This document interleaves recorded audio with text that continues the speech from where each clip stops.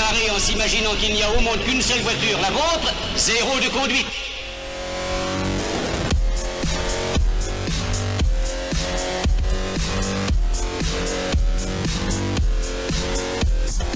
Chaque mardi de 18h à 19h, retrouvez BLE Motors. Bonsoir à tous, on se retrouve pour une nouvelle émission de BLE Motors. Alors ce soir on va parler comme d'habitude de beaucoup de choses.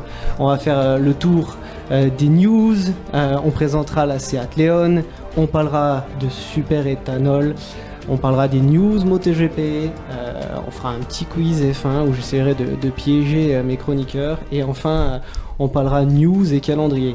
Et ce soir, on retrouve la Dream Team. Alors, à ma gauche, Martial. Hello, bonsoir à tous et à toutes. Au fond, à droite, Pierre-Louis. Bonsoir à toutes et tous. Et juste à ma droite, Olivier. Salut à tous.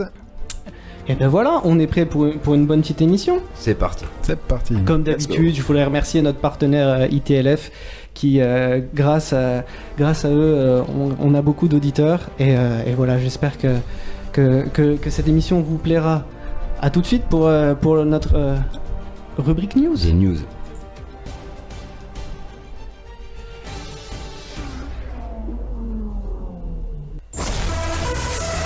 Infotrafic Lorraine et Frontières. Consultez en un coup d'œil l'état du trafic, les accidents, les bouchons et les contrôles radars. Soyez avertis à tout moment sur la page Facebook. Tapez ITLF. De retour au studio pour parler de news avec Martial. On va commencer par parler par la mortalité sur les routes en France métropolitaine qui a atteint son plus bas niveau en 2019. Alors c'est une bonne nouvelle, évidemment. Voilà. Donc selon les estimations provisoires de l'Observatoire national interministériel de la sécurité routière, c'est compliqué, hein. Voilà, c'est ONISR. Voilà, la mortalité sur les routes de France a légèrement baissé en 2019. Alors encore 3239 personnes ont perdu la vie sur nos routes. C'est beaucoup trop. C'est beaucoup trop. C'est 9 décès de moins à peine que 2018, ce qui fait qu'un recul seulement de 0,3%. Bon, après, une chose à noter, c'est que c'est le nouveau record de l'histoire de la statistique de la sécurité routière. C'est une progression, mais bon, on espère que ça va encore. Disons que c'est un chiffre qui est plutôt pas mal si on veut rappeler que la moitié des radars automatiques ne fonctionnaient pas pendant près de la moitié de l'année. Merci. Voilà, ça c'est le petit coup pour nos politiciens. Voilà. Nouvelle news un peu plus fun, un plongeon pour une Audi. Ah oui, les pieds dans l'eau, ou en tout cas les roues pour celle-ci. Donc ça se passe aux Pays-Bas, donc il y a un heureux client qui a déjà reçu son exemplaire du RSQ8, donc parmi les tout premiers, hein, je pense qu'il a commandé dès l'ouverture. Alors cet heureux propriétaire a pu faire connaissance avec son engin et la mécanique, donc pour rappeler c'est le cousin du Lamborghini Urus et du Porsche Cayenne Turbo. Tu peux rajouter Bentley Bentayga aussi, en tant qu'affaire, voilà, faire tout le groupe. C'est dans le groupe quoi. Donc petit rappel quand même du moteur qui a pris l'eau. C'est un V8 biturbo de 4 litres développant 600 chevaux, couple 850 Nm, 0 à 100 en 3 secondes 8, donc sur le sec, et 305 km/h de vitesse de pointe. Et ça, un beau petit bilan pour rien. À l'eau, voilà, donc on sait pas ce qui s'est passé, on l'ignore pour le moment. En tout cas, vu la quantité d'eau qu'il a reçue, je pense qu'il va être bon pour la ferraille. Alors il faut quand même rappeler que chez nous en France, il faut 156 000 € à partir. 156 000 €, mais qu'aux Pays-Bas, les voitures sont beaucoup plus chères. Donc, sachant le prix des options chez Audi, disons que l'eau, même si c'est de l'eau douce, elle doit être bien salée, celle-là. Ça aura fait cher la minute de conduite. Exactement. Le pauvre, ouais. Une news vraiment d'actualité, encore une fois, parce que voilà, depuis quelques jours, il y a eu le Brexit officiellement, et donc du coup, ça va avoir un impact sur le marché de l'automobile. Eh oui, apparemment, les premiers impactés déjà sont Mini. Donc la firme remplace, depuis qu'ils sont sous la coupe de BMW, tous leurs modèles en général tous les 6 ans. Voilà. Et normalement, le renouvellement de l'offre actuelle proposée depuis 2014, donc si vous êtes bon en maths, on est en 2020, ça devrait tomber maintenant, et ça prend du retard face à ces incertitudes économiques. Alors on parle en plus que BMW devrait injecter 1 milliard pour faire ce nouveau module, donc qui comprend le châssis, la structure générale pour cette nouvelle version des Mini.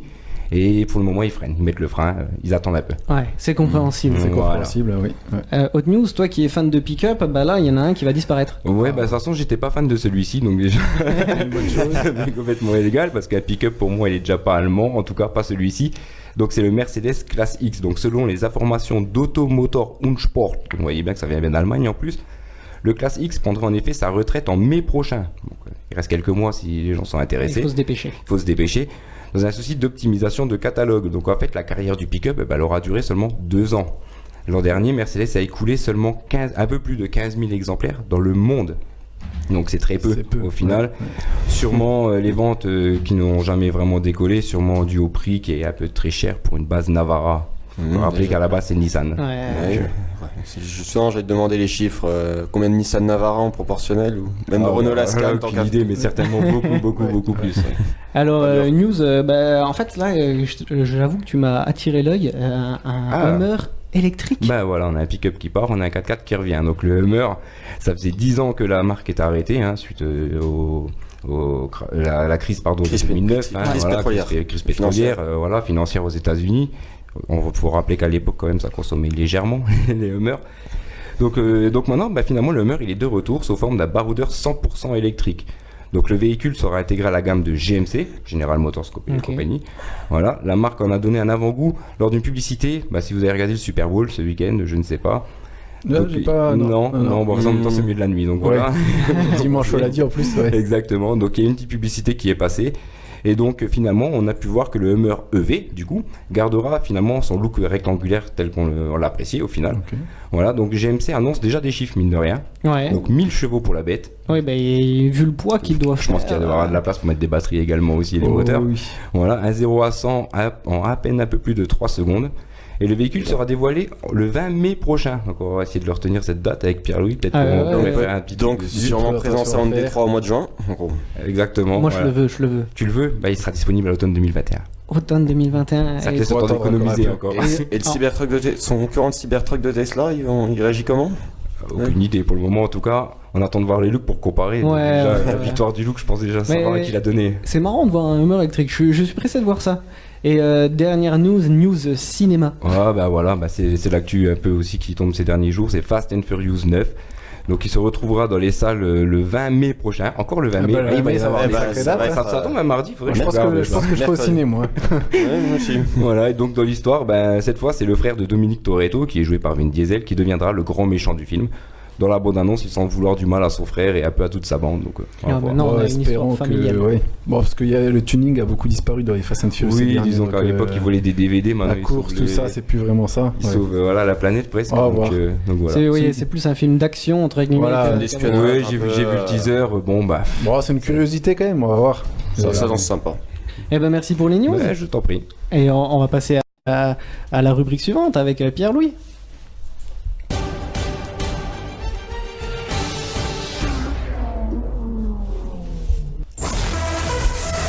Infotrafic Lorraine et Frontières. Consultez en un coup d'œil l'état du trafic, les accidents, les bouchons et les contrôles radars. Soyez avertis à tout moment sur la page Facebook. Tapez ITLF. On se retrouve maintenant pour parler de la Seat Leon, la nouvelle Seat Leon qui a été dévoilée il y a quelques jours. Et du coup, maintenant, c'est Pierre-Louis qui va nous faire la présentation.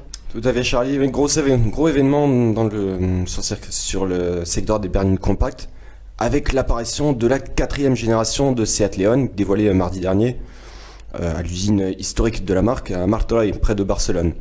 La Leon, c'est quoi ? 4 générations, le plus gros succès de l'histoire de la marque Seat pour la dernière génération. Pardon. Avec plus d'un million d'exemplaires vendus à travers le monde depuis 2012. Donc, ce que ce soit sur les 3 carrosseries qui avaient été proposées, berline, sport coupé ou break. C'est un véhicule éprouvé mécaniquement, la même plateforme que Audi A3, Volkswagen Golf, Skoda Octavia. Ça ne change pas. En achetant une Leon, tu as déjà la fiabilité du groupe qui est déjà garantie, tout à fait. Bon, c'est un véhicule qui va être disponible sous 2 carrosseries. Une berline compacte, comme j'ai pu le dire. 5 portes alors. 5 portes basiques, tout à fait. Et un break Sports Tourer qui, contrairement à la 3e génération, a vraiment une allure de break. Qui ne ressemble pas à quelque chose. La 3e génération, ça ressemblait pas à un break ? Esthétiquement, je trouvais comme s'il y avait quelque chose qui avait été rajouté derrière. C'est pas dessiné comme un break tout de suite. Ah, d'accord. Moi, c'est une question de goût. Ouais. Moi j'aime bien, on voit ça sur la photo du break, c'est le capot avant, j'ai l'impression qu'il est repris de la Audi A5 avec ses petites marques. Le côté un peu nervuré, oui, qui va être de plus en plus présent sur les gammes Seat à venir. Je voudrais juste dire bonsoir à... Alors, ça pas le nom, Lili qui nous suit sur Facebook. Bonsoir Lili. Bonsoir Lili. Alors, les évolutions entre les deux modèles.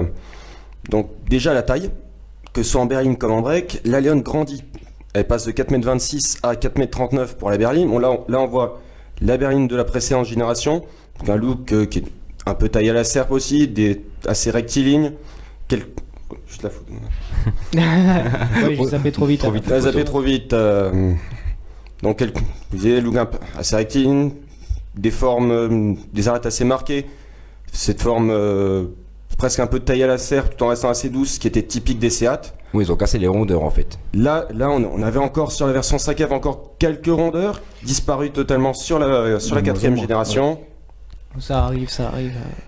Donc là, on est sur une face avant bien plus agressive. Une nouvelle calandre, avec cette nouvelle calandre qui est reprise du Seat Tarraco. Les optiques sont un peu plus en retrait. Ouais, ils ont l'air plus petits, mais on retrouve le dessin qu'on avait déjà sur le modèle précédent en forme d'épingle, je sais pas comment le dire. Cette signature lumineuse est préservée, voire même améliorée, je dirais.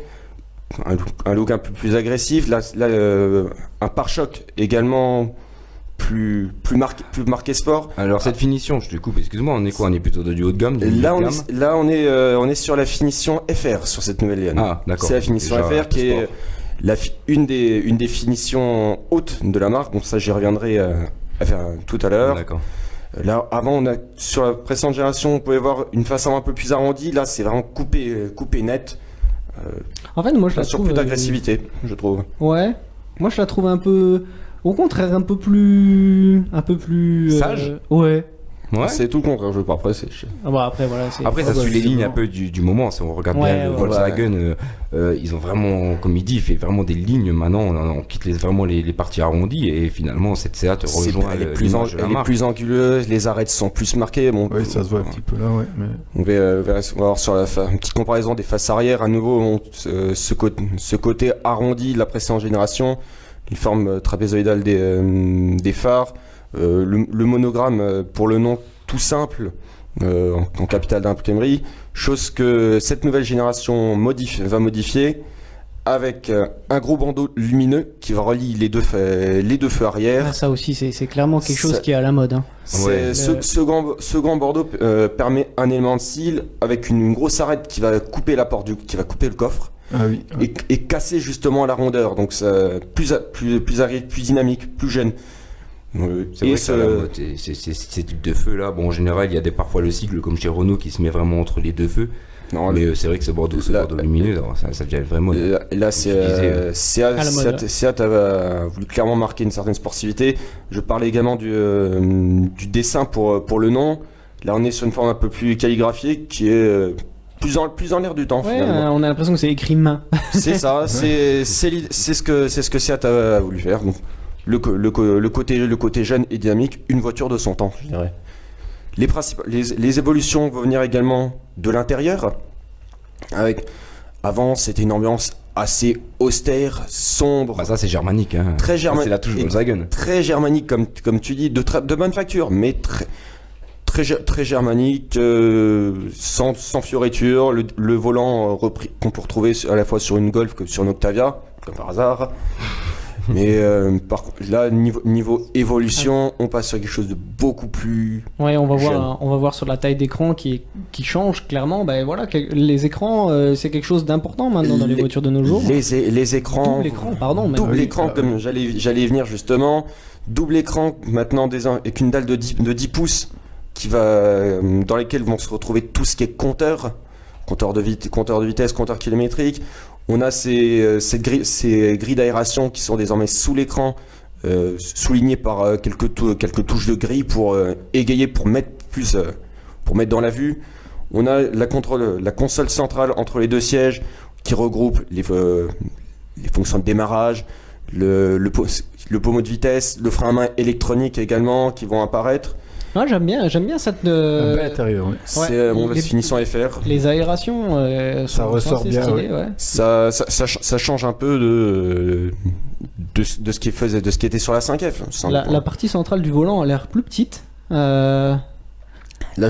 Il semble, d'après ce que j'ai cru lire sur certains sites étrangers, la jante, le volant lui-même plutôt, serait un petit peu réduit pour une meilleure prise en main. À la Peugeot. À la Peugeot, exact. En voyant l'intérieur, là, j'ai l'impression que la différence est plus grande entre l'ancienne Léon et la nouvelle Léon que entre Seat et Volkswagen. J'ai l'impression que finalement, ils ont fait un gros bond en avant comme s'ils avaient un gros retard à rattraper. Oh, que oui. Mais maintenant, c'est vrai que moi, tu me caches le cycle Seat, je joue une Volkswagen à l'intérieur. C'est assez proche de la Golf 8 finalement. Assez proche de la Golf 8, assez proche La de nouvelle, l'Octavia, alors, ouais. la Golf 8, la nouvelle Golf exactement. On a déjà des photos de l'intérieur Il y a déjà des photos qui sont sorties. Le côté tout numérique, ce grand écran qui vient flotter sur le tableau de bord finalement, c'est une des nouveautés qui va apparaître dans le groupe Volkswagen, au même titre qu'une. Alors- Le tout numérique va y venir avec une nouvelle commande de phare notamment. Avant, on était sur une simple molette, tout ce qu'il y a plus basique. Maintenant, c'est comme un petit écran regroupant. Ouais, on va retrouver des boutons, quoi. J'avais une question pour toi au niveau de l'écran. Est-ce que ça c'est une option, je suppose, ou parce qu'on va pas je pense que le grand écran comme qu'on a pu voir avant, on va pas le retrouver tout le temps. On va alors, sur la finition vraiment basique, le modèle de base sans la moindre option, le plus petit moteur, le plus petit, il n'y a pas encore d'informations. Maintenant, selon les finitions, la taille de l'écran va varier. On part d'entre 8 et 10,5 pouces selon la version. Sympa. Ils vont s'embêter à changer l'écran quand même. Bah, ils vont s'embêcher à chaque finition son écran. Niveau, des fois, mais Après, je pense que voilà, s'ils se le permettent, c'est que ça doit pas être trop difficile. Il y a plus d'1 milliard d'euros qui a été prévu en termes d'investissement sur ce modèle quand même, par Seat. Ouais. C'est vraiment le best-seller, donc ils mettent les grands moyens. Tu parlais de l'écran justement. C'est cet écran multimédia, il va regrouper les fonctions principales du véhicule, système multimédia, les commandes de clim, les paramètres du véhicule, et c'est aussi l'incarnation du côté ultra connecté de cette voiture. C'est la première Seat à atteindre ce point. Qu'est-ce qu'on va retrouver ? Une possibilité, grâce à une application, de contrôler les paramètres du véhicule directement sur son smartphone, application Seat Connect. Ouais. On va avoir possibilité Android, dans une connexion à Android automobile, Apple CarPlay. Il y a également un peu à l'avant comme arrière pas mal de prises, des prises de type USB-C. Vraiment quelque chose de très actuel, tout en gardant l'USB classique d'après ce que j'ai. Ouais, c'est vrai que Seat, si tu regardes même sur le modèle précédent, par exemple, là, il y avait une des options, c'était la recharge sans contact. Donc tu pouvais poser le téléphone ça commence à généraliser un peu partout. J'aime l'application. Tout à l'heure, on en parlait sur notre premier modèle, le Ford, le Puma. Il avait aussi déjà. Je crois que maintenant tout le monde essaye de rattraper un peu les retards. La technologie, de toute façon, maintenant. Là, c'est clairement un bon, c'est clairement un gros bond d'avant qui est fait. Voilà, exactement. Comme il dit, certaines marques avaient besoin vraiment de se rattraper là-dessus. Ça fait partie des points sur lesquels la Seat Leon va vraiment en intéresser plus d'un. Par rapport au précédent modèle, pour en posséder un, c'est un modèle qui est très fiable, qui est une certaine qualité de fabrication, l'esthétique était déjà réussie à son époque, et autre point positif, c'est que le véhicule n'était pas excessif à l'entretien. En termes de coût d'entretien. Ouais, chez Seat, on est sur un tarif intermédiaire. C'est pas plus cher que de Volkswagen, quoi. Oh, certains, on peut être sur du niveau Golf. Après, ça reste. Là, je parle d'entretien en centre auto. Un entretien complet, par exemple, sur ce véhicule, on est autour de 250-300 euros. Ce qui est tout à fait correct. C'est honorable. Un jeu de 10 plaquettes, sur ma Léon, c'est autour de 200-250 euros à l'avant, autour de 250-300 à l'arrière, pièces et main d'œuvre, je parle bien sûr. Donc c'est un des points forts. Maintenant, comme point faible qui vont être à surveiller à mon sens, il y a certains assemblages qui étaient encore assez moyens, je trouve. Quelle que soit la finition ? Quelle que soit la finition, je dirais certains jeux entre la console centrale et l'endroit où est implanté le pommeau de levier de vitesse notamment, qui est pour une voiture au prix qui a été vendue, c'est quand même c'est quand même assez désagréable.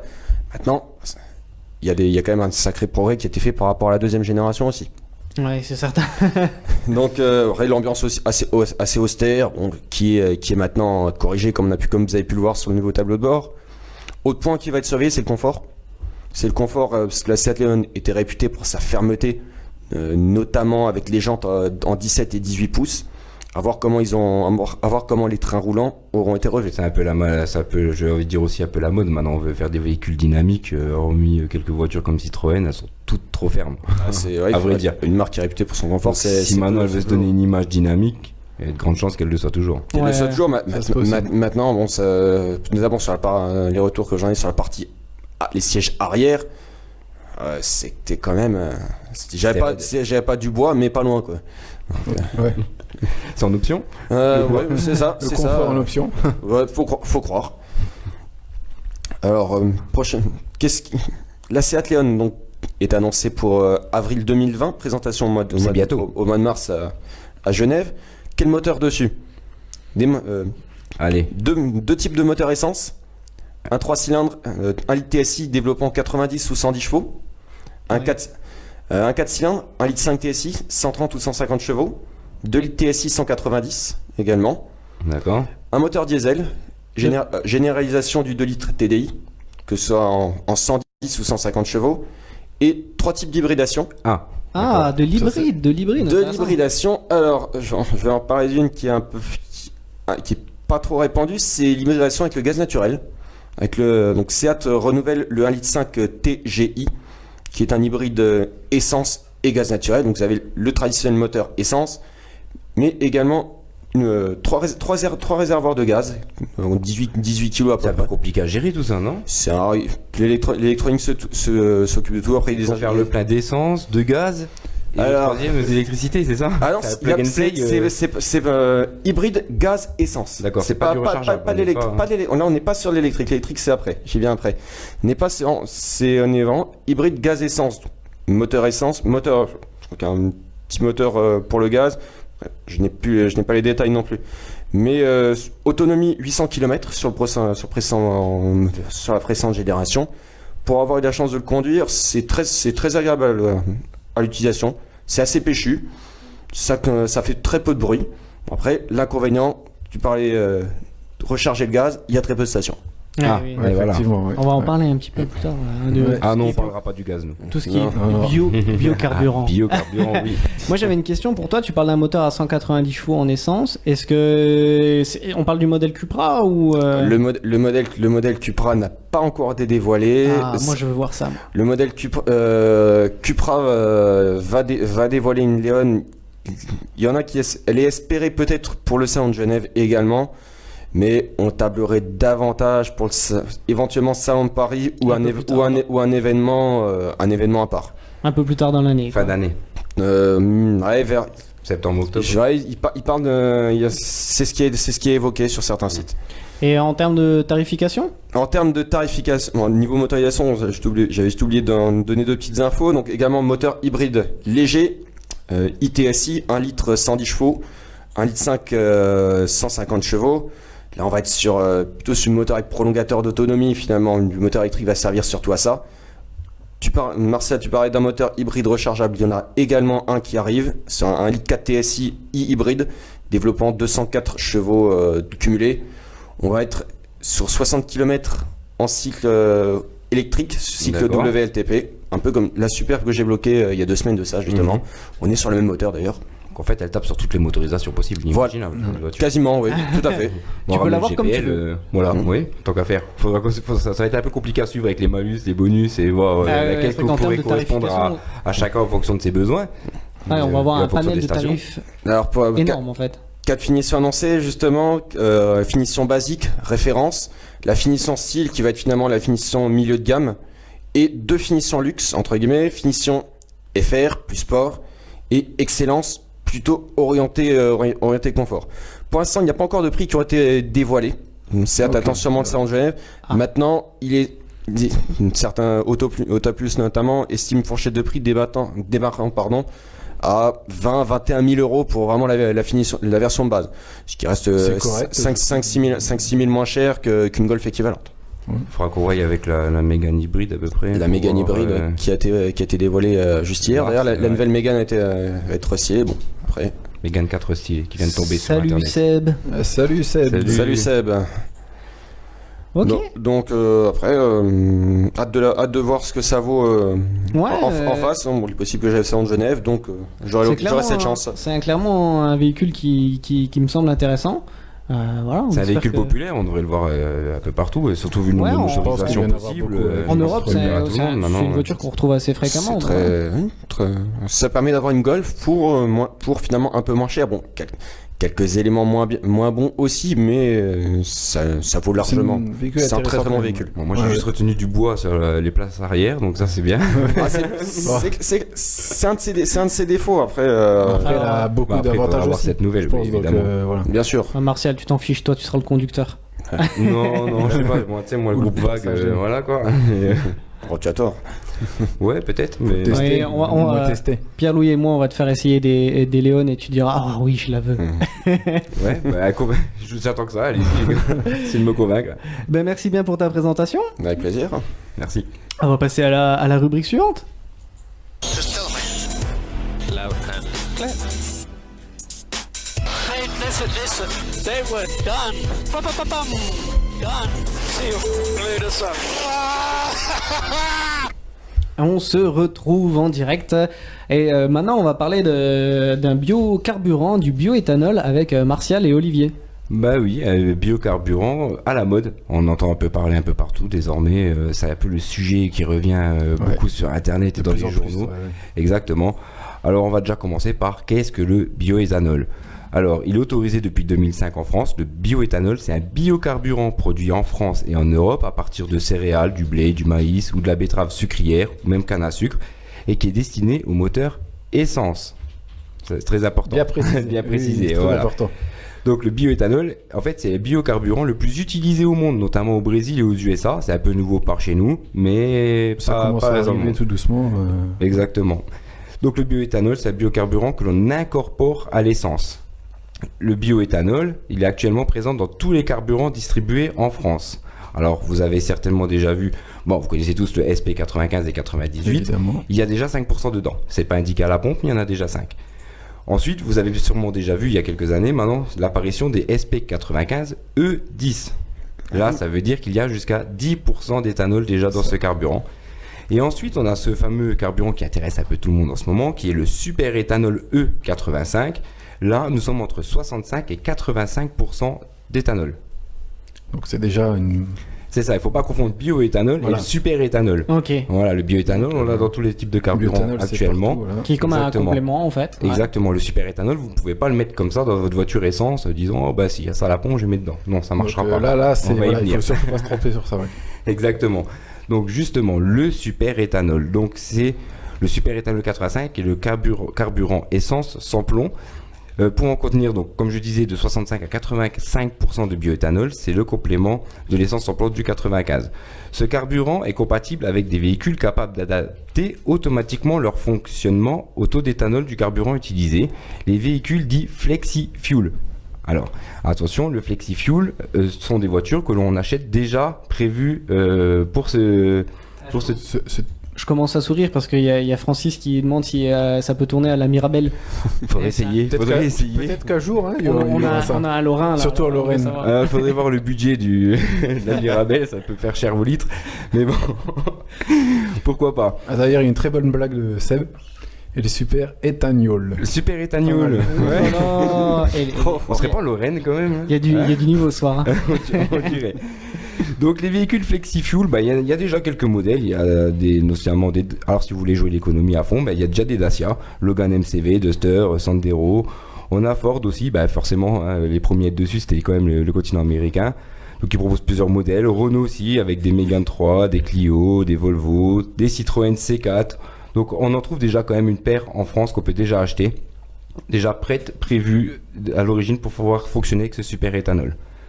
Donc le super éthanol, comme je disais, il a été lancé en France en 2006 par les ministères de l'Agriculture et de l'Économie. Le gouvernement français a décidé d'une série de mesures initiatives pour favoriser la mise sur le marché de ces véhicules flexi-fuel. parce qu'il y a un intérêt, on va y venir, un intérêt écologique évidemment. Ça c'est intéressant. Ça en fait c'est un carburant qui avantage pas mal de monde. Ok.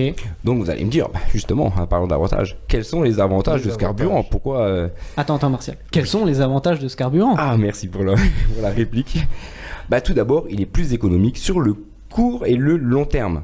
Alors le court terme, c'est grâce à un prix à la pompe qui est aux alentours de 70 centimes le litre. Ah oui, on est quasiment à 2 fois moins cher que ce qu'on trouve en France. Et, 50%. Et encore que les stations-service, on met plein les poches, le vrai prix serait aux alentours normalement de 39 centimes.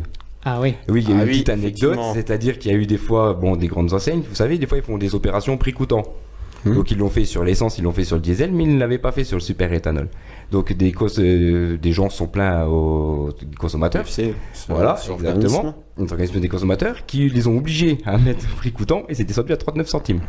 Donc comme quoi, c'est pas les taxes qui font monter à ce tarif des 70 centimes. Ensuite, l'éthanol, il permet de décalaminer le moteur. Il nettoie tout le circuit par lequel il passe, donc le circuit de carburant. Il permet au moteur de moins chauffer, donc de faire aussi vivre les pièces plus longtemps. Donc ça, c'est pour le long terme. Long terme, oui. Il est plus écologique également. On parle de 50% de réduction des émissions de CO2. Ce qui est déjà très très bien. C'est très pas mal, hein. Voilà. Donc ensuite, pour les Donc ensuite, pour les particuliers, il y a aussi un petit avantage quand même. Il y a une exonération de 50 à 100% de la taxe proportionnelle sur les cartes grises selon les régions. Chez nous, c'est 50 en Lorraine. Ouais. Donc là, on parle de la taxe que tu payes en fonction du nombre de chevaux. Au moment de faire ta carte grise, c'est 50%. Surtout qu'il n'y a pas que ça qui est offert.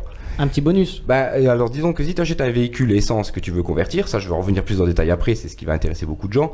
En Moselle, on offre en Lorraine, on offre 250 € pour une aide à la conversion. Ok. Maximum 250 €, c'est 50% du coût de la conversion. Donc encore un petit coup de pouce. Et pour les professionnels, alors ils peuvent faire un amortissement exceptionnel sur 12 mois avec plafond au lieu de 5 ans et récupérer la TVA à hauteur de 80% sur le bioéthanol acheté. C'est pas mal. Décidément, voilà, ils ont pensé à tout le monde. Tout le monde peut être récompensé. C'est beaucoup d'avantages pour l'instant. Voilà.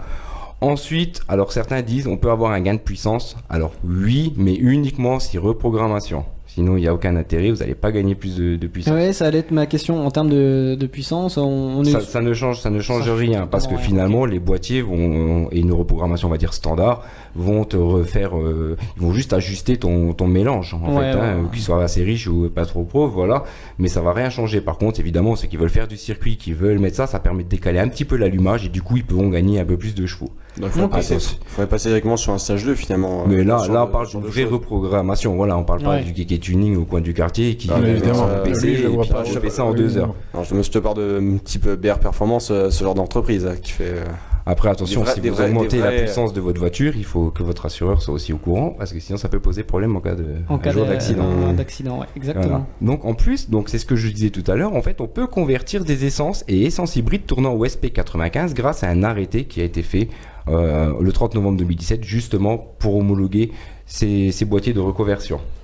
Alors, il faut quand même savoir aussi, c'est que à partir des années 2000, quasiment toutes les voitures essence sont prévues pour fonctionner déjà un minimum à l'éthanol. Voilà. Parce qu'on le retrouve déjà dans nos carburants. Donc du coup, la conversion ne va pas être si difficile à faire. Ça va pas être si difficile, il va falloir quand même des boîtiers ou une reprogrammation. Mais votre moteur, il est déjà conçu en partie pour recevoir ce bioéthanol. Ouais. Donc s'il y en a qui disent oui, mais ça peut casser mon moteur, c'est pas vrai, c'est pas possible. Ou alors il y a une mauvaise reprogrammation ou un boîtier acheté. En général, c'est quand même une valeur sûre pour les véhicules. Exactement, de toute façon, l'État homologue et il y a des garanties qui tiennent avec ceci. Donc voilà. Bon, par contre, il y a quand même des inconvénients. Eh oui. Quels sont les inconvénients ? Merci Charlie. Déjà, on parle d'une consommation supérieure de 30%. Ah. Bon, après, ça va être atténué au prix du litre. Il faut faire le calcul. Voilà, on est à un prix du litre à 50%, donc c'est quand même Je pense pas que mal. le ratio, ça peut se tenter quand même. Il faut faire des calculs. Voilà. Mais... Après, il faut voir aussi la station où elle est, parce qu'il n'y en a encore pas partout. Ça commence à pousser comme des champignons, mais évidemment, s'il faut que vous fassiez 80 km pour trouver une station, ça sert à rien. Ça va pas être l'avantage. Il faut tout calculer, au fait, pour Exactement. Tout à l'heure, je disais donc les moteurs essence sont compatibles à partir de 2000, et c'est vrai qu'avant 2000, il y a peu de moteurs qui peuvent recevoir ce type de carburant. C'est plus du cas par cas parce que certains moteurs premium chez certaines Mercedes ou certaines voitures américaines ou moteurs américains peuvent le faire, mais il faut vraiment se renseigner, c'est vraiment du cas par cas. Alors on peut avoir beaucoup disent oui, mais ça va muser plus les pièces, c'est ce qu'on parlait tout à l'heure, ça va muser le moteur. Alors oui et non. techniquement, au contraire, ça nettoie, donc vos pièces ne vont pas avoir plus de difficultés que d'habitude. En revanche, vu qu'on consomme 30% en plus, par exemple, une pompe qui va recevoir 2000 litres d'essence, là, elle va recevoir 30% de plus, donc finalement, elle aura plus tourné. Donc évidemment, une pompe va se fatiguer que par rapport à la normale. Mais en règle générale, dans l'ensemble, c'est quand même mieux pour le moteur. Voilà. Ensuite, il y a quand même le coût à la conversion. Donc on parle entre 700 et 1600 C'est euros. surtout ça, voilà, donc je pense le gros point négatif. Donc à déduire, comme je disais tout à l'heure, ces fameux 250 euros d'aide. Voilà. Mais alors attention, et uniquement dans des points agréés. Donc en moyenne, cet amortissement, on l'amortit en 26 000 km. Ok, C'est ce qui est à peu près calculé. À peu près. Voilà. Ça sur un an à peu près, oui. Si tu roules une essence, allez, on va dire tu roules moins qu'un 4 diesel, donc voilà, tu es autour de 13 000, allez, 13 000 par an, 2 ans, il est amorti. Ouais, C'est à peu près. oui, voilà, oui. Voilà, donc ça, alors par contre, attention de bien le faire dans les points agréés, on va revenir aussi après pourquoi. Alors attention aux véhicules mal entretenus et à fort kilométrage, comme je vous l'ai dit, ça nettoie le moteur, donc toute la saleté qu'il y a dans vos circuits, tout va partir avec l'éthanol, ça va aller dans les pompes, ça va commencer à se gripper, Il y a un turbo va avoir facilement des comme ça, casses. par exemple. Exactement. Après, je Donc, pense qu'on va avoir tendance à faire cette conversion sur des modèles plutôt récents, non? non, pas forcément, parce que tu peux le faire à partir de véhicules des années 2000. Mais si tel est le cas, si maintenant, autant faire tout de suite un bon entretien, refaire changer tous les filtres, vraiment faire ça juste avant de passer à ce boîtier. Ne mettez pas ce boîtier alors que le mois prochain vous allez faire une révision, ça va déjà partir. Ouais. Okay. Ça va aller très vite. Oui. Donc ça c'était déjà un des points négatifs. Donc attention aussi aux conducteurs qui ne vident pas leur réservoir. C'est pareil, on est une essence, on fait un peu de ville, on ne fait pas forcément souvent le fond de réservoir et avec le temps on peut avoir des petites gouttelettes d'eau qui se met de la condensation dans le réservoir et avec l'éthanol, l'eau va partir. Et du coup, vous pouvez gripper aussi à nouveau ces fameuses pompes haute pression et tout ça. Okay. Donc c'est assez précieux quand même, mine de rien. Voilà, il faut faire attention. Bien préparer la voiture, le véhicule avant de passer à ce type de boîtier ou de conversion. Voilà. Ensuite, on en parlait tout à l'heure, c'est la difficulté de trouver des stations. Alors ça commence à arriver de plus en plus parce que vu que c'est un phénomène de mode et ça intéresse de plus en plus de gens. Ouais. Et du coup, voilà, ça commence. Surtout les stations commencent à s'y mettre. Pour les groupes, comme si tu disais tout à l'heure, ils se font une marge de 40% sur le prix du litre. C'est pas négligeable. Forcément, ils vont vouloir installer des pompes éthanol, quoi. Exactement. Alors, comment convertir mon véhicule? Vous avez une essence, finalement, vous trouvez ça intéressant. Comment le faire? Alors, je vais vous dire les étapes l'une après l'autre. Déjà, trouver un garagiste agréé par l'État. Pour ça, il y a un site bioéthanol carburant tout attaché comme ça se prononce.com. Là-dessus, vous trouvez les listes des garagistes agréés. Donc ensuite, évidemment, vous vérifiez la compatibilité avec votre véhicule auprès de ce garagiste. Parce que je vais y revenir aussi encore après, ça peut être pointilleux en fonction de certaines mécaniques, ce n'est pas forcément toujours possible pour le moment. Donc au préalable, comme je disais tout à l'heure, faire un bon entretien. Et si jamais ce n'est pas, ne le mettre, il faut le faire à jour. Voilà. Ensuite, vous faites installer votre boîtier E85 homologué. Alors attention, il n'y a que 3 types de boîtiers homologués. N'achetez pas des boîtiers que vous trouvez à 250 ou 300 euros, ça ne marchera pas. Et de toute façon, ils ne sont pas homologués, donc ils sont interdits. Ce qui n'est pas homologué est interdit. Donc il y a Biomotors, FlexFuel, ARM Engineering, j'ai bien dit? Wow. Voilà, je me suis entraîné. Non, je plaisante. Et un 4e qui est en cours d'homologation, qui s'appelle Borel, donc pour l'instant, lui on l'oublie. Voilà. Ensuite, le garagiste, une fois qu'il vous aura fait cette modification, il va vous transmettre un certificat de conformité accompagné du procès-verbal d'agrément du prototype de dispositif de conversion, donc le boîtier. Donc voilà pourquoi il faut un garage agréé. Vous avez besoin de ce papier. En cas de revente, par exemple. En cas de revente, mais parce qu'il va falloir modifier la carte grise. Mais attention, gratuitement. Voilà, donc vous pouvez faire modifier votre carte grise gratuitement. Le type de carburant dans la case P3 va passer de ES en FE. Donc ce qui signifie, voilà. Et donc pour cela, c'est tout simple. Vous allez simplement sur le site gouvernemental prévu, l'Agence nationale des titres sécurisés. Donc c'est démarchecartegrise.com. Le fameux. C'est le fameux site exactement. Et donc voilà. Ensuite, vous pensez à envoyer une copie de votre nouvelle carte grise à votre assureur. Ok. Toujours. Est-ce que tu penses que ça pourrait changer le prix de l'assurance? Ça ne change rien, ni à l'assurance, ni pour le contrôle technique. Ça c'est une bonne chose. Voilà. Rien du tout, ça ne change. L'assureur, il s'en fiche, ça ne change pas la puissance. Donc après, qu'elle pollue plus ou qu'elle pollue moins, ça intéresse plus l'État et vous aussi. Pour vous, c'est important. Voilà, elle va consommer plus, ce n'est pas non plus le problème de l'assureur. Lui, il s'en fiche complètement. Voilà. Donc ensuite, quelques points importants. Donc pour bénéficier aussi d'une aide dans le Grand Est, donc avec ces fameux 250 euros, Vous allez sur www.grandest.fr dans les aides régionales et là vous trouvez soutien conversion bioéthanol 2019. À 2020 maintenant, je pense qu'ils ont mis à jour. Ouais. Oui, je pense. Voilà. C'est mieux. Oui, ça peut être mieux quoi. Et donc, alors je disais, attention, il n'est pas possible de faire poser un boîtier homologué sur un véhicule neuf avant de faire la carte grise. Hein, on va pas acheter une voiture essence de Renault, vous pouvez pas me mettre votre boîtier et puis je fais la carte grise direct en FE. Non, c'est pas possible. Ok. Il faut Bon, acheter la après, voiture de toute façon, soit déjà flexi-fuel, soit le faire plus tard. Comme tu D'accord. disais, le C'est changement de gratuit. carte grise est gratuit, donc voilà. Exactement. Ensuite, faut faire attention un peu à ce qu'on peut lire sur les forums. Il y en a beaucoup qui disent oui, moi j'ai fait une reprog, bon ça marche, je dépasse pas les 3000 tours, mais sinon ça marche. Non, ça démarre, si ça dépasse pas les 3000 Généralement, tours, ça c'est. ça marche pas. c'est- C'est qu'il y a un problème. Ou des fois, on dit oui, ça marche bien, mais juste en hiver, j'ai quelques problèmes de démarrage à froid. C'est pareil, s'il y a un problème de démarrage à froid, c'est que ça fonctionne pas. Cartographie pas bonne ou. Voilà, ne quelque faites chose- pas n'importe quelque chose quoi. qui est mal fait. Voilà, on ne fait pas d'économie, comme je disais encore aujourd'hui à un ami, on fait pas d'économie sur. Quand on veut faire de l'économie, on investit pour faire de l'économie. Donc voilà. Et donc voilà, je pense qu'on a fait le tour. Est-ce que tu avais d'autres points Non, en gros, c'est exactement la même chose. Donc après, c'est vrai que pour un avis perso, moi je suis plutôt pour parce que, comme on nous dit tous, respecter l'environnement, faire attention à la planète. Je pense que c'est vraiment un gros plus dans l'avancée pour le futur, d'essayer de rouler avec ça. Alors c'est vrai que tout le monde ne pourra pas forcément y avoir accès parce que certains conservent des voitures très anciennes, certains n'ont pas la comptabilité. Mais voilà, c'est, je pense, une très bonne chose en tout cas. Oui, parce que je rappelle, il y a une info qui est tombée d'Autoplus, la moyenne d'âge des véhicules en France est de 10,6 ans. Donc on est en 2010, donc techniquement, ça concerne beaucoup de voitures finalement. Ça peut, voilà, ouais. Ça m'étonne, 10 ans, ça fait pas trop en fait. Hein. Oui, ça Pas dépend, forcément, ça dépend des régions après. Il y a Seb qui nous écrit, je pense que ça restera un effet de mode, ça durera pas. Difficile de remplacer les carburants fossiles. Par exemple, les transporteurs ne pourront jamais passer à l'éthanol. Bah, il Donc- faut savoir que si on regarde vraiment les États-Unis et le Brésil, eux, c'est indispensable, ils tournent qu'à ça.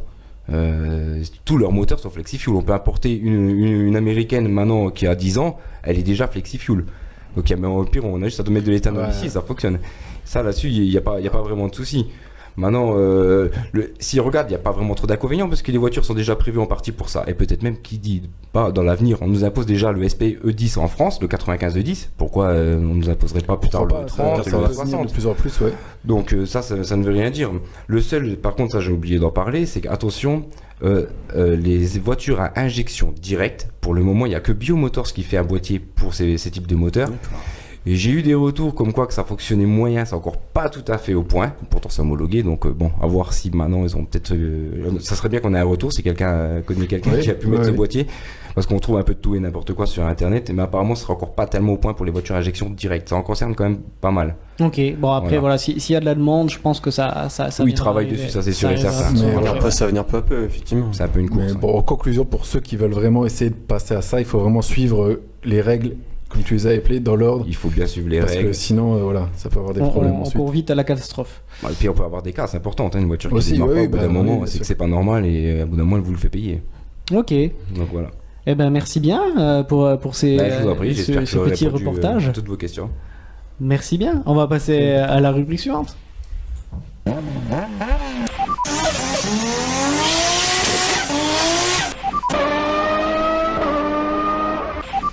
On se retrouve maintenant pour parler de sport auto et moto avec Olivier. Et oui, des belles actualités cette semaine. Il y en a. Oh oui. Alors on commence avec Yamaha, Maverick Viñales, qui a prolongé de 2 ans, donc jusqu'en 2022 chez Yamaha officiel. Bon, ça c'était quelque chose qui était attendu. La grosse nouvelle de la semaine, évidemment, Fabio Quartararo, le jeune pilote français, Ah, il va où? Ça y est. Il reste, il part, qu'est-ce qu'il il fait? vient chez Yamaha officiel pour de bon. Les chaises musicales. En Donc, 2021. En 2021, et donc il a signé également jusqu'en 2022, donc il fera équipe avec Maverick Viñales. Donc Rossi chez Yamaha officiel, c'est sûr et certain, c'est fini. Il aura ses chances à côté de Viñales ou Moi je pense qu'il aura ses chances, Oui, et vous le je laissez, pense même qu'il sera plus fort. Ouais, le jeune Ah, français ouais. qui a fait une super année en étant sur la Bon, il a pas eu trop de chance l'année dernière quand même. Bon, il a. Non, mais il a très très fort Il s'est potentiel. fait remarquer. Après, bon, Ouais, il a dans pas ces- su finaliser. Il a été assez souvent au duel face à Marquez. Après, voilà, quand tu luttes contre Marquez, c'est pas toujours facile. C'est pas de sortir facile. gagnant. Bah, surtout qu'il était pas avec une moto officielle, si je Pas une moto officielle et il a quand même souvent devancé les pilotes officiels. Donc je veux dire, Et Il y a lâche- du potentiel. Il lâche cette écurie comme ça. mais je- Ouais, C'est un c'est la- risque, c'est pas un risque. c'est la même C'est famille. pas un risque pour moi. Il reste dans la même famille quand voilà, même. il reste dans la même famille et surtout il a encore une saison, donc cette saison 2020 chez Yamaha Petronas pour continuer à se faire un peu d'expérience. Mais déjà à voir cette saison si il sera toujours au top, ce que je pense d'ailleurs. Oui, il est en Donc, forme, il est voilà. jeune. Voilà. Et donc Rossi qui va passer dans l'écurie petite sœur entre guillemets. Alors réponse à la mi-saison. C'est lui-même qui Ah. l'a dit. Retraite ou c'est ça? Tout va dépendre de la première partie de saison. Il l'a clairement dit. Si il n'est pas performant, je pense qu'on va s'arrêter là. Ça sera la Après fin de voilà, carrière. Rossi c'est quand même quelqu'un qui Il aura fait une carrière Il extraordinaire. aura fait- voilà, quoi Il a qu'il quel arrive. âge aujourd'hui aussi Rossi, c'est 41 ans et 9 titres de champion du monde. Donc Ouais, tout le monde connaît Rossi, même si on voilà. regarde pas la moto. Bon, Ça fait je combien de pense- temps qu'il est sur le plateau dans cette journée? Je Alors, fais pas de ceux qui n'aura pas la moto justement, donc Rossi, MotoGP, ça tout début des années 2000. on n'était pas né. Donc, Non. c'est pour ça. donc non, il aura fait son temps, il aura plus rien à prouver. Maintenant, voilà. Tu Et n'étais alors pas né. ouais. on continue l'affaire de dopage en MotoGP. Oui, alors Andrea Iannone, donc on attend. Alors la décision va être rendue normalement aujourd'hui. Alors pour l'instant, je n'ai pas eu encore de retour sur ça. Il n'y a pas eu de news qui sont apparues. Je pense que ça sera dans la soirée. En cas d'une suspension longue, c'est-à-dire 1 ou 2 ans, Aprilia prévoit tout simplement de rompre le contrat. Ah oui. Et oui, et donc voilà, et de le remplacer potentiellement par le pilote d'essai Bradley Smith, qui a déjà Ok. couru en MotoGP. Mais pourquoi pas? Je connais pas lui. Oui, c'est le pilote anglais qui a couru dans les 3 catégories. Maintenant, il est passé pilote d'essai, mais bon, D'accord. à voir. Ok. Eh ben merci bien. Mais Merci. pas de quoi. Merci. On va passer au quiz F1. J'ai préparé ça pour vous. Vraiment. Alors Joker. j'ai quelques questions. Alors est-ce que vous êtes prêts? Est-ce que vous avez bien révisé? C'est parti. Moi je connais la Respect. réponse, mais je le dis pas. Alors il va y avoir des questions. Je vais vous dire, il y a des questions faciles, des questions plus difficiles. Alors en fait, on va parler des records qui vont pouvoir être battus cette année Oh. dans cette je vais en nouvelle avoir, saison de Alors Formule 1. déjà, je sais qu'il y en a un, il sera imbattable, c'est celui de Michael Schumacher. Les 7 titres, non, il va les garder.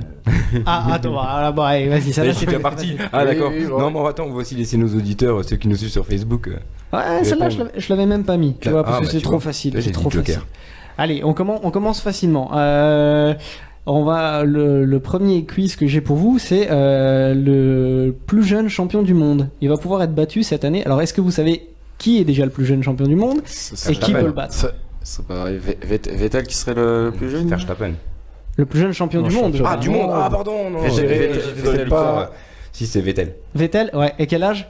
20 ans? 21 ans. 21 ans, il me semble. 23 ans. 23. Ah oui, Ouais, Et du coup, très facile, qui va pouvoir battre cela Bah, potentiellement Charles cette année? Leclerc. Petit Charles tenant Leclerc. rouge. Verstappen peut-être encore? Charles Leclerc et Verstappen. Oui, oui. La nouvelle génération, de toute façon. Peut-être Latifi. Hein, qui a Ouais. agi, hein. Seb qui nous parle du nombre de victoires, ça arrive, ça arrive. Un autre record possible battu cette année, c'est, on est encore toujours très facile, le nombre de titres constructeurs consécutifs. Alors, Ferrari. est-ce que vous savez qui a l'actuel record? Alors en Ferrari, je consécutif, Ferrari en Consécutif. constructeur. Hein. Ils ont Ouais, 99, 2000, 2001, 2002, 2003, 2004. Ça fait combien ça? 6. Ouais, et donc du coup, forcément, c'est Mercedes. 21 ans. Seb nous dit 21 ans pour Vettel, et non, malheureusement, Non, c'était 23. Eh ouais, bah tu l'as dit comme moi. C'était. Mais il paraît jeune, Vettel, c'est ça aussi. Oui, c'est avec le problème. ça. hein. Et le nombre de victoires, donc ça c'est quelque chose qui va pouvoir être battu aussi cette année, c'est Seb qui nous l'a donné. Est-ce que vous savez qui a le plus de victoires? Schumacher, Michael Schumacher, 91 victoires. Ah, oh, et Et- ils sont incollables, ils sont incollables. Et l'actuel, qui pourrait le battre? Hamilton. Hamilton, il en a Il y a quoi, 84. Alors, tu 83 ou 83 ou 84 tu Ouais, choisis? réfléchir, Moi, ouais, je je dirais dirais 84. Eh oui, c'est 84. Ouais, Euh, Ouais, avec 25 courses par saison, ça alors là, c'est possible. voilà, là c'est quelque chose de beaucoup plus difficile. Le nombre de grands prix menés de bout en bout. Qui, d'après vous, a le record? En une saison ou de façon Ouais, c'est générale? ça. De façon générale. Alors. Vas-y Le Seb, nombre de tu as le grands temps de prix, mais répondre. bout en bout. Je les laisse. Alonso, je dirais. Moi, j'irais Schumacher. Ouais, il faut chercher plus loin. Plus loin, Dans ça, le Ah oui, d'accord. Ouais, quoi, plus loin, ça s'appelle je- quoi? je- Senna, je- Fangio encore avant. Je veux voir la réponse de Seb. Maurice de Non. Trintignant. Une petite, une petite tranche. Ouais, une petite tranche des années. Oh, c'est un des pilotes les plus connus et les plus aimés de la Formule 1. Les plus aimés. Loda? les plus aimés. Non. C'est Senna. Senna. et ouais. Ah, Ayrton oui. Senna Ah, ouais. qui a mené de bout en bout 19 grands prix. Et ben, Et Ok. allez, question de rapidité. À votre avis, qui peut battre ce record Hamilton. cette année? Hamilton. Exactement, qui est également à 19. Ah oui, d'accord. ok, Grand donc, Prix de Menée. il en fait Attends. un, c'est bon. Non, mais s'il bat ses records, il a plus rien à faire en F1 en 2021. Bah, au final. oui. Allez, je vous pose une question. Alors là, je vais essayer de la faire difficile. Quel est l'écart entre le nombre de podiums de Schumacher et d'Hamilton? Bah, 7. 7 ou 8 Ah, notre podium. Non, attention. le Non, podium, podium. attention. Donc, oui. 8. Oh, moi je dirais plus quand même, non? Ouais, Schumacher, il a plus de 150. Alors Schumacher, il a podiums. 155 Ouais, podiums. 155. Et, alors, Et Hamilton, Moi, je dirais il doit être dans les une- 130, 140. ouais, une vingtaine. 151. Oh. C'est-à-dire que Hamilton, dans quelques courses, va probablement battre le record de podium de Schumacher. Non, celle-là, elle est connue parce qu'on en parle assez souvent. Le nombre de pôles sur le même Grand Prix. C'est-à-dire, à travers les années. On va revenir d'accord, sur- ok. Hamilton en a pas 5 ou 6 sur une. Ah, c'est plus. C'est plus. C'est plus. Dizaine. 7. C'est 8. 8. En Australie. C'est-à-dire Oh. que dans un mois, un peu moins d'un mois, on va pouvoir voir si le record. Non, dans un mois, si le record sera battu. Est-ce que vous savez quels autres fameux pilotes ont ces records? Ils sont Raikkonen. 2. Raikkonen, alors, encore comme ça. Consécutif. Non, moi, c'est soit encore une fois Schumacher. Alonso. Michael, je pense que oui. exactement, Ouais. À Suzuka. Et, Ah oui. et Alonso. de nouveau Ayrton Senna. À Imola. Oh, Ouais, Non, ça, c'est bah, pas difficile. Grand celui-là. Prix de Saint-Marin. Ah, Ouais. il faut. Et les... Clin d'œil au destin. Attention, Voilà. c'est Bah, un difficile, clin d'œil au hein. destin, ouais, exactement. Ouais. Et là aussi, ça aussi quelque chose de facile quand même. Hein. Moins de 8, il nous disait Seb tout à l'heure. Presque. C'était 8. 8 tout pile. Nombre de GP fini dans les points. Alors, d'après Alors. vous, qui a le record? Schumacher. Facile. Facile. Et qui peut battre ce record? Lewis. Hamilton. Ouais. En fait, alors- c'est bien parce que les questions sont pas les mêmes, mais les réponses sont toujours pareilles. C'est ça qui est Ah bien. bah oui, on C'est- parle de record. Donc... Donc là, il y en aura encore un autre. Ah bah oui. Nombre de Bah, GP dans les points. Vettel. Non. Non, Vettel, je vois pas. Attends, oui. Raikkonen. Perez. Oui, Pierre-Louis. Ah, Kimi. Raikkonen. Oui, c'est vrai, il a fait une. d'ailleurs- Ça fait depuis combien de temps qu'il est sur le plateau? Ça fait depuis 2000. Et Raikkonen a 2002 qu'il commencé est- en qu'il a- 2001 chez Sauber. Ouais, ensuite McLaren. Et ouais. Minardi ou McLaren? Il est passé chez McLaren ensuite. Minardi, Il c'est a Alonso. commencé Sauber. Oui, Sauber. ouais. Bon, et du coup, pour finir, celui-là, je vous le donne, le plus de départ. c'est- Barrichello. C'est Barrichello Oui, qui a c'est l'actuel Barrichello. record et donc du coup qui va pouvoir le battre. Raikkonen. De nouveau Raikkonen. Raikkonen. Donc Barrichello qui a 323 courses et Raikkonen qui en a 313. Ouais, donc c'est Ouais, c'est ça quasiment, va c'est- être, c'est quasiment acquis. Quoi. Bon, c'est pas Ouais, mal, ouais, vous êtes c'est bien longtemps. débrouillé. Seb aussi s'est bien débrouillé. Là, il a aussi Kimi. Il avait Senna, Prost ou Senna. Il était Hamilton. Ouais. Je vais peut-être On donner va la lui victoire. attribuer une note. Je vais peut-être donner la victoire à Seb. Hein. Il était plutôt bon. Là. Distance. Ouais, bon. Il a attendu qu'on lui donne les réponses. Bon, ben voilà. Bon, prochain coup, je vous préviendrai. Je vous donnerai une catégorie. Ça serait un peu plus facile. Ça marche. Bon, on va parler un peu de news Formule 1 aussi maintenant. Ouais, des Alors, bonnes, des mauvaises news. Ouais, bah. On commence par les mauvaises. Les mauvaises Ah oui. d'abord. Ouais, bah Formule 1 et Formule E, hein, le coronavirus, bah évidemment, hein, c'est le sujet du moment. Donc la course de Sagna en FE a été alors annulée. Il parle de annulée pour le moment, il parle d'essayer de la replacer plus loin, mais bon, pour le moment, rien n'est sûr. Hein. Donc normalement, elle devait se produire le 21 mars pour l'E-Prix. Donc finalement, la prochaine course, elle est le 15 février à Mexico. Et du coup, aussi une autre course qui est menacée, c'est le Grand Prix de Formule 1. Le Grand Prix de Ouais, Chine et du Vietnam. Alors j'ai vu tout à l'heure une info comme quoi qu'ils essaieraient peut-être d'intervertir avec 2 autres Grands Prix, donc ça me paraît un peu compliqué. Hein, quand ça, ouais, on je les sais S'il faut organisations. tout organiser, c'est compliqué. Ouais, on parle d'une inversion potentielle avec le Grand Prix de Russie. Ah ouais, donc voilà. Alors oui, il y a quelques années, la Russie avait été au début du calendrier, donc pourquoi pas. Bon, Début calendrier, oui. Ouais, Ouais, non, enfin, ça Ça va va être voir ouais. tout ce qu'il va faire là-bas à ce moment-là. mais bon, ça me paraît quand même compliqué. Après, il va falloir voir aussi avec les politiques appliquées dans chacun Voilà. des pays concernant ce virus aussi. Ouais, et puis en C'est termes vrai, en termes d'organisation et aussi de bénéfices, parce que bon, ça reste un sport où l'argent est très important. Je suis pas sûr que ça sera facile. Après, c'est vrai que la Russie n'a pas toujours énormément de spectateurs, donc du coup, peut-être que pour eux, ça passerait en fait. Le Vietnam, ce serait un sacré Ouais, le coup. Vietnam, ça commence. Première Ouais, année, premier c'est- Grand avec Prix. l'effervescence qu'il y avait, annulé, bon. Donc c'est pour ça, Ça la fout mal. ça va faire à suivre, mais bon. Après, il y a déjà eu plein d'événements sportifs déjà annulés en Chine. Le Grand Prix, on n'est plus à ça après. Hein. On trouve quelques Ouais, coupes ouais. d'athlétisme qui ont été Exactement, déplacées. ouais. Il y a pas Oui, oui. une étape de ski aussi ou un truc comme ça. Je sais, enfin, après, Ouais, bah normal, hein. Vaut mieux ne pas prendre de risques. News très importante de la semaine, Mr. Stroll qui rachète des parts chez Aston Martin. Il Bah, revient oui, souvent lui. Aston Martin qui était en difficulté ces derniers mois. Donc du coup ils ont trouvé une bonne bouffée d'oxygène avec l'arrivée de Lawrence Stroll. Donc on en parlait dernièrement avec Toto Wolff et ce qu'ils allaient acheter pour faire une écurie en commun et tout. Finalement on a la réponse. Donc non. Donc Stroll a racheté pour un peu plus de 16% des parts de la marque anglaise avec un investissement initial de 200 millions d'euros. Rien que ça. Donc l'accord comporte également sur l'injection de 318 millions de livres dans Aston Martin, ce qui fait en tout 380 millions d'euros. Donc pour Lawrence Stroll, ça lui permettra d'atteindre 20% des parts de chez Aston Martin, ce qui n'est pas rien. Donc un investissement important et bienvenu pour la marque anglaise qui s'apprête à lancer son SUV DBX. Alors ça, c'est pour la partie Aston Martin générale. Maintenant, il reste la partie Formule 1. Donc Red Bull a souhaité bonne chance à Aston Martin, Red Bull F1, hein, parce qu'on va parler aussi du Mans. Donc ça va être la dernière saison où on verra Red Bull Aston Martin. À partir de 2021, Racing Point deviendra Aston Martin F1 Team, alors avec sûrement Mercedes comme motoriste.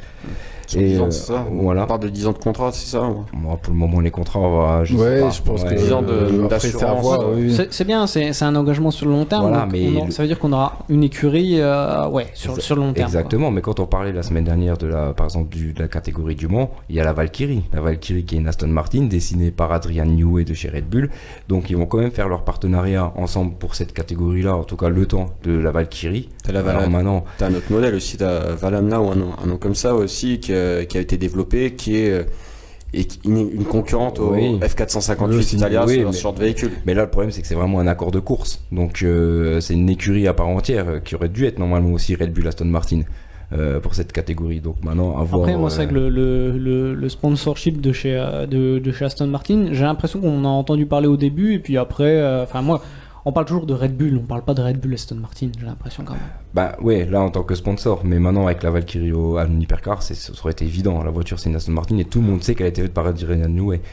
Donc est-ce que à l'Hypercar ça va rester que Aston Martin et je sais pas, il faudra voir leurs accords. Ouais, après voilà, on est sur des catégories différentes, donc je pense que ça peut être toujours envisageable. Après, faut pas oublier que c'est que Red Bull ont un moteur Honda. Est-ce qu'Honda a forcément envie d'être affiché à côté d'Aston Martin? Sachant qu'Aston Martin, pour la plupart des moteurs AMG, ça devient un peu voilà. Ça se dernier salon de Francfort. En tout cas, la Red Bull la Red Bull Aston Martin était sur le stand Honda. Donc après, on va voir. C'est ça. Tu parlais de moteur Honda. D'ailleurs, il y a Marco qui a répondu, qui a répondu à l'ingénieur de chez Renault en disant écoute, nous, le moteur Honda, à certains moments, on le considérait au niveau de Mercedes, voire même au-dessus sur certains grands prix. Alors, Helmut Marko, j'ai envie de lui dire juste qu'il des fois, il ferait mieux de se taire. Parce que il a une grande bouche, mais c'est bien, ça met de l'animation. Oui, mais bon, il a souvent une grande bouche pour pas grand chose. Pour pas dire, voilà. Et en fait, qu'est-ce qu'il a dit? Il a dit quoi? Il a dit, alors Renault, on rappelle, c'était notre actu de la semaine dernière, pardon. Donc il disait effectivement, il parlait uniquement des moteurs, le moteur Renault contre le moteur Honda. Mais Helmut Marko, qu'est-ce qu'il dit? Nous, on a gagné plus de points, on était plus devant sur le podium, donc là, il ne parle pas que du moteur, il parle de l'ensemble, il parle du package complet, avec pilote, voiture, aéro, châssis, tout ça. Flux. Donc au final, non, on parlait bien que du moteur. Donc après, comme on disait avec Seb il y a 3 émissions, on est en hiver, il faut que chacun fasse un coup de pub. Donc nous on est comme eux, nous on reste au-dessus. Voilà, c'est un peu. Là aujourd'hui il y en a qui disait comme quoi que, je crois que c'est encore Marco qui. Ah non, c'est Marco Warner, je sais plus trop. Qui disait que maintenant Honda égale le moteur Honda égale le moteur Mercedes. Alors, c'est magnifique. Alors Renault ont rattrapé Honda est égal à Mercedes. Il reste plus qu'à attendre que Mercedes dise qu'ils sont comme Ferrari et Ferrari qui sont comme Renault. Et au final, c'est bon, on a fait en gros on aurait qu'un seul moteur quasiment. Exactement. Oui, voilà pourquoi s'embêter à en faire autant de moteurs alors. Après plus que Cosworth revienne, alors là ce serait parfait. Oui, et encore pareil, il y aurait une alerte aussi comme quoi qu'il y aurait un petit problème sur le moteur Mercedes. Bon, on n'y croit pas trop mal. Ça c'est les rumeurs d'avant-saison. L'année dernière c'était déjà comme ça aux essais et puis ils ont dominé de la tête des épaules. Exactement, et puis ils ont encore le temps de rectifier le problème si vraiment il y en a un. À propos de moteurs, les bébés entre guillemets de chaque écurie, ça y est, ils sont là, ils sont vivants et on les a entendus, ils vibrent. On a pu entendre le son des différents moteurs. Et donc je crois dès mardi dernier si je me trompe pas. Je crois que c'est ça parce que je suis parti de la radio, il y avait une actu qui était tombée et voilà, les moteurs commencent à tourner, le Mercedes, le Ferrari. Et donc du coup on va retrouver ces présentations dans une semaine à peu près. Oui. Et dans notre émission. Les essais dans 2 semaines qu'on débriefera bien sûr en direct. Évidemment. Le mardi à 18h. Petite news à propos de Renault, où il y aura dès février un nouveau directeur technique. Bah, dès ce mois-ci, allez. Dès nous sommes en février, ce là, matin. voilà, dès- Ce matin, C'est officiel. Exactement, J'ai eu ouais, au téléphone. ouais. c'est pas de Fry, hein, donc bon, pour ceux qui suivent la Formule 1, il est assez connu, hein, il est passé successivement de Benetton, McLaren, puis Ferrari, puis Manor.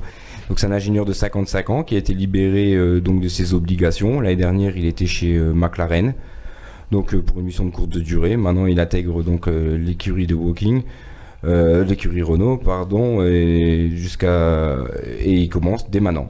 Donc il va pouvoir participer Voilà, tout de suite. Il va être actif tout de suite. Il sera vraiment sur la partie moteur ou carrosserie ou vraiment en général? Non, c'est directeur technique, ça va être général. D'accord. Petite news, la triple couronne d'Alonso prend du plomb dans l'aile. Ah bah là, Ouais, ça y est, oui. c'est foutu. Hein. Oui, là, il est mal embarqué. Quand on voit Alonso qui dit qu'il commence à avoir des regrets sur Internet, c'est que Ouais, Alonso qui commence à s'excuser, c'est mauvais signe. Hein. voilà, Enfin, du moins pour lui, quoi. Oui. to Engine, bon, Ouais, tout le monde ça se remonte rappelle au de Japon, ça. voilà. Bon, Pour rappeler le contexte de l'histoire, lors d'une course où il a vivement critiqué Bon, son moteur sûrement en à disant que juste titre à ce moment-là. c'était un en moteur plus, Honda, de c'est une GP2, catastrophe. donc de Formule Quand 2. on a un quoi. pilote comme Alonso ou admettons comme Hamilton, effectivement, il y a des choses comme ça qu'il pourra jamais effacer. mais là, il l'avait fait, donc Honda à domicile au Japon. Donc ça avait vraiment marqué. Ouais, critique sur les terres japonaises, alors que le Japon est un pays comme où quand le il est sur respect sa est chaise, très là, important. Oui, au Brésil, oui. Alors du coup, ouais, et il a dit cette semaine qu'il regrettait ses critiques, mais malheureusement, a priori, on a la rumeur comme quoi Honda aurait mis son veto pour qu'il participe avec une écurie d'IndyCar motorisée par Honda. Et donc du coup, ça veut dire pas de 500 miles d'Indianapolis. Après, faut pas oublier, c'est qu'Alonso, en janvier, il roule sous Toyota. Après, Oui. il veut... Alors oui, c'est son sponsor qui l'amène dans ces écuries-là, mais bon, de comment on voit Honda, on sait toujours qu'il y a toujours une guerre entre Honda et Toyota, et on l'a déjà vu notamment aussi avec le Grand Prix du Japon, à un moment qu'ils se au Mont Fuji, pas que ça soit toujours sur les terres. Donc Oui, voilà. Oui, oui. Donc bon, c'est une guerre qui continue, et là, c'est clair que c'est mort pour lui. C'est à suivre. Moi qui trouve encore une autre écurie pour pouvoir y aller, mais bon. Ah bah voilà, Seb qui me dit cite ta source, Seb qui nous avait écrit ça, pardon. et qui justement on parle d'autres écuries. Ben en fait le problème c'est qu'en IndyCar il y a 2 motoristes, et donc ce qui reste, eh ben ça serait peut-être un moteur chez Chevrolet. Le problème c'est que il n'y a pas de place disponible, et au niveau des top écuries il n'y a pas non plus de place disponible. Donc Alonso va devoir encore faire des courbettes devant Honda pour espérer pouvoir faire de l'IndyCar et aller chercher la triple couronne. À voir, hein. Dernière news F1, Grosjean qui parle d'une saison super serrée. C'est vrai que quand on regarde le milieu de tableau, Ouais. je pense qu'on peut s'attendre à quelque chose d'assez Ça va serré. être Qu'est-ce que vous en pensez? Super serré, virgule, après le top 3, on va dire. Ouais, c'est ça. Peut-être super serré en première division, entre guillemets, entre Red Bull, Ferrari et Ça, on Mercedes. espère. Voilà. Et aussi super serré Pour le avec reste, tous avec les le autres. En reste. fait. Peut-être On a exclure le- Williams. c'est ce que mais j'allais dire. le Bon. reste, tout. À condition que Haas ait effectivement une voiture compétitive, Après, voilà. que Enfin, Renault soit Que Renault soit fiable, cette année. voilà, et un que peu plus McLaren performant, continue d'être un peu plus et performant. que d'autres gèlent voilà. un peu leur évolution, mais bon, ce qui ne sera Mais pas le cas. c'est à voir. Après, voir ce que va nous faire AlphaTauri également, la nouvelle écurie. Oui, ça va être intéressant de voir, mais je pense que. Moi j'ai voilà. l'impression qu'en chaque début d'année, toutes les écuries se sentent assez forts. Moi par Après, il y a exemple. des écuries qui marchent bien, si tu regardes Haas, bon, en général, elle marche bien, le premier Grand Prix. Après, Ouais, Il faudrait qu'il fasse les En batailles Grand Prix en 2018, en Australie. 2018, on a eu une saison plutôt satisfaisante du côté de Haas. ouais, c'est ça, maintenant. L'année où ils arrivent en F1 ou l'année d'après, je crois qu'ils finissent 4 ou 5e général. Donc Oui, c'est oui, c'est oui. une équipe qui a un sacré potentiel Après, à faut la base. oublier que- Moteur Ferrari, Grosjean c'est pas un mauvais pilote, Magnussen non plus. Donc Après, il faut pas oublier que cette année sera juste une évolution, une continuité de la Voilà, je saison pense qu'on dernière. va pas avoir énormément Et de changements. comme on dit, si le moteur Honda il devient plus performant, oui, en haut on risque d'avoir sûrement Mercedes, Ferrari, Red Bull qui vont être un peu plus proches. Voilà. Maintenant, après, derrière, certains vont arrêter très tôt. S'ils voient que leur voiture, je pense à Haas, ils se retrouvent avec une voiture complètement loupée, encore Mais une fois, je mais ils pense vont que arrêter oui. très tôt pour se lancer Cette année, encore je plus pense en que 2021. voilà, oui, oui. Ouais. Il n'y aura aucun intérêt pour eux, ils On vont va- survivre comme on ça. va vite parler 2021 Mais cette ce année. qui peut être intéressant, c'est justement que comme on aura peu d'évolution, ça va créer ce resserrement. Donc je pense qu'on va avoir une idée. Le resserrement, mais avec une quel moyen saison, C'est encore une fois ça aussi. Ouais. Ok, bon. On verra bien. Et on va finir en parlant du calendrier, parce que voilà, du coup, on est tout proche, ça y est. Donc, le 11 février, on retrouvera les Ferrari. Le 12 février, présentation de la Red Bull, de la Renault. Le 13, McLaren. 14 pour la Saint-Valentin, Mercedes et AlphaTauri, qui est précédemment Toro Rosso. Rosso. Pour rappel, un petit bond. Le 17, on va retrouver Williams et Racing Point. Et le matin des essais hivernaux, on trouvera la présentation de Haas à 8h et un quart d'heure plus tard, Alfa Romeo. Donc rendez-vous la semaine prochaine. Ça arrive. Surtout, soyez au rendez-vous la semaine prochaine. Et puis et également dans 2 semaines, puisqu'on commence 2-3 semaines, on commencera à débriefer les essais hivernaux. On fera, je pense, une grosse partie Formule 1. Et voilà. J'ai hâte. On a Ouais. tous hâte, je crois. Ouais. On est tous pressés. Il est J'espère que notre premier Grand Prix sera intéressant, le Grand Prix d'Australie, dans un peu plus d'un mois maintenant. Oh, L'Australie, toujours, il se passe toujours des choses. Plus là. d'un mois, ouais. Même si c'était à 2h du matin, je pense que je mettrai le réveil. Non, maintenant ils l'ont repoussé, il est à 6-7 heures. Ah, Plus tard. Ça Avant il ira, était à 4 facile. heures, mais ça c'était avant. Ouais. Facile. Ben, je vous remercie, messieurs, pour cette émission. Merci Bah, à vous. merci à vous tous. Bonne Merci route. à tous de nous avoir suivis. Et puis, ben, comme d'habitude, on se retrouve dans une semaine à 18h. Ciao, ciao. Impeccable. Salut. Ciao, ciao. Ciao. Infotrafic Lorraine et Frontières. Consultez en un coup d'œil l'état du trafic, les accidents, les bouchons et les contrôles radars. Soyez avertis à tout moment sur la page Facebook. Tapez ITLF. Démarrer en s'imaginant qu'il n'y a au monde qu'une seule voiture, la vôtre, 0 de conduite.